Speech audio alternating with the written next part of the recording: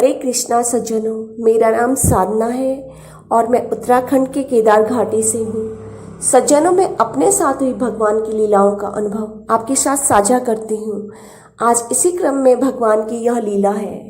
16 अप्रैल 2023 के सायं 7 बजे आरती वंदन के समय स्वामी जी को भगवान विष्णु और दादी लक्ष्मी जी ने क्षीर सागर में लेटे हुए दर्शन दिए। जब आरती पूर्ण हुई तो स्वामी जी ने बताया, हमेशा दादी लक्ष्मी जी ने लाल रंग की साड़ी पहने विष्णु जी के पांव दबाते दर्शन दिए। आज दादी लक्ष्मी जी ने पहली बार विष्णु दादा जी के पांव दबाते हुए हरे रंग की साड़ी पहने हुए दर्शन दिए। अगले दिन 17 अप्रैल 2023 का दिन था। उस दिन न जाने मैंने क्या घटना सुन ली कि पति ने पत्नी को जला दिया, पति ने पत्नी से की मारपीट। सुबह से मैं यही सुनी जा रही थी कि महिला पर अत्याचार हो रहा है।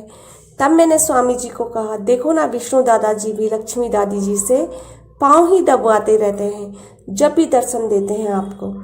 इस पर स्वामी जी ने तो कुछ नहीं कहा, लेकिन कान्हा जी बुरा मान गए और उन्होंने लीला के माध्यम से अपनी नाराजगी जताई।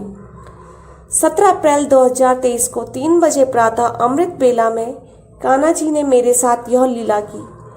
मैं उन दिनों 1 महीने के लिए प्रातः अमृत बेला में माला जाप करने के लिए 2 बजे जगा करती थी। 1 घंटा माला जाप में कर ही रही थी कि 3 बजे जैसे ही मैं माला जाप कर ही रही थी, मेरी आंखें खुली थी और मैं जागृत अवस्था में थी। तभी मैंने देखा कि मेरे दोनों हाथों में एक नग्न नवजात बालक प्रकट हो गया। वह सांवले रंग का था और दुबला बालक था, किंतु उसकी आंखें बड़ी थी और सुंदर थी। बालक दुबला पतला और नवजात था, लेकिन उसकी भुजाएं और टांगें लंबी लंबी थी। वह हाथ पांव को कुलमुला रहा था और अत्यधिक रो रहा था। जब मेरे हाथों में वह अत्यधिक रो ही रहा था तो मैंने उसे ये शब्द कहे, चुप हो जा, चुप हो जा, चुप हो जा, चुप हो जा। इस तरीके से मैंने उस बालक को कहा। ऐसे मैं उसे चुप कराने लगी। तब वह नवजात बालक और भी अत्यधिक रोने लगा और रोते रोते उस बालक की बाईं टांग लंबी होने लगी और वह बढ़ती ही चली गई और वो टांग मेरे गर्दन के दाहिने भाग पर पांव से मेरे गर्दन को अपने से दूर करने लगी। तब वह बालक रोता रहा उसी प्रकार से और मेरी गर्दन को अपने पांव से दबाव से दूर करते करते वह बालक अदृश्य हो गया। तब मुझे पता चला कि मैंने क्या गलती कर ली है।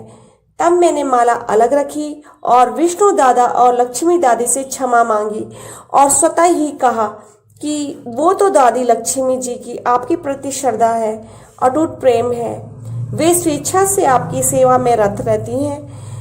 आपने किसी भी प्रकार से दादी लक्ष्मी को बलपूर्वक नहीं कह रखा है कि मेरी सेवा करो। जब मैंने दादा से क्षमा याचना की तब विष्णु दादाजी ने मेरे कान में कहा, दादी से क्षमा मांग लेना। शब्द थे विष्णु दादाजी के। इस प्रकार से विष्णु भगवान ने अपनी नाराजगी व्यक्त की थी। उस बालक का करुण रुदन सुन के मेरा हृदय तो तार तार हो ही रहा था, लेकिन जब ये लीला मेरे साथ घटित हो गई तो अब मुझे बड़ा प्रसन्नता सी होती है अंदर से कि कितनी प्यारी लीला की भगवान ने और कितना सुंदर वो बालक था। सांवला था, उसकी बॉडी दुबली पतली थी, लेकिन मुख बहुत ही सुंदर था। उसकी आंखों की पलकें बहुत घनी थी, बेहद सुंदर था।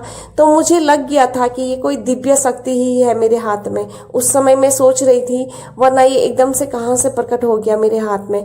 और इस तरह से जो है उन्होंने अपनी नाराजगी व्यक्त की और उसके बाद जो है उन्होंने अनेकों अनेक लीलाएं जो है करी हैं, मेरे साथ करते आ रहे हैं। और जब अत्यधिक लीलाएं हो गई तो मुझे समय के साथ साथ उन लीलाओं को लिखने का समय नहीं बच पाता था। तो मैंने कान्हा जी से एक दिन कहा कि हे प्रभु, मुझे 1 महीने तक आप कोई भी लीला का दर्शन मत कराओ, मैं लिख नहीं पाती हूँ। तब सज्जनों, सच मानिएगा इस बात को कि उन्होंने 1 महीने तक मुझे बिल्कुल भी लीलाओं का दर्शन नहीं कराया, बिल्कुल भी नहीं कराया। उन्होंने स्वप्न में तक नहीं कराया, साक्षात तो क्या स्वप्न में भी नहीं दिखे वो। और फिर उसके बाद मुझे अपने जीवन में सूना सूना सपन महसूस हुआ कि पता नहीं मेरे जीवन का मतलब रंग ही बेरंग हो गया है। तब मैंने स्वयं उनसे विनती की कि हे प्रभु, आप आ जाइए, करिए आप लीला। उसके बाद पुनः जो है भगवान की वो लीलाएं मेरे जीवन में सम्मिलित हो गई और इस प्रकार आज भी जारी है। तो सज्जनों, इस प्रकार से हमारे साथ नित्य लीलाएं होती रहती है। आपके साथ भी भगवान ऐसे लीलाएं करते होंगे, और अगर नहीं करते होंगे तो करेंगे। यदि आप उनका नाम जाप करें, उनसे प्रेम करेंगे और उनकी छोटी छोटी जो है सेवाएं होती है ना लड्डू गोपाल की, वो करना आप आरंभ कर लें तो आपके साथ भी निश्चित ही भगवान जो है लीलाएं करेंगे। इसी प्रकार मैं ईश्वरीय लीलाओं का अनुभव अगली वीडियो में करूंगी। तब तक के लिए जय श्री कृष्ण, जय श्री राधे।